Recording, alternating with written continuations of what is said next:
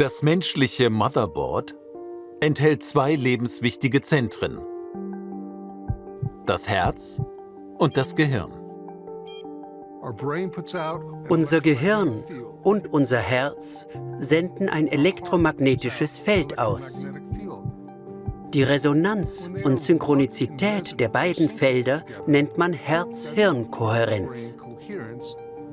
Interessanterweise enthält auf Englisch das Wort für Herz sowohl das Wort Ohr als auch das Wort für Hören.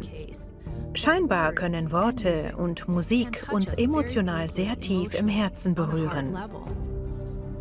Außerdem kann Musik die Gehirnwellen strukturieren. Wenn das Gehirn und das Herz kohärent sind, dehnt sich das Biofeld sehr stark aus. Und das Bewusstsein kann bis in mystische Zustände erweitert werden.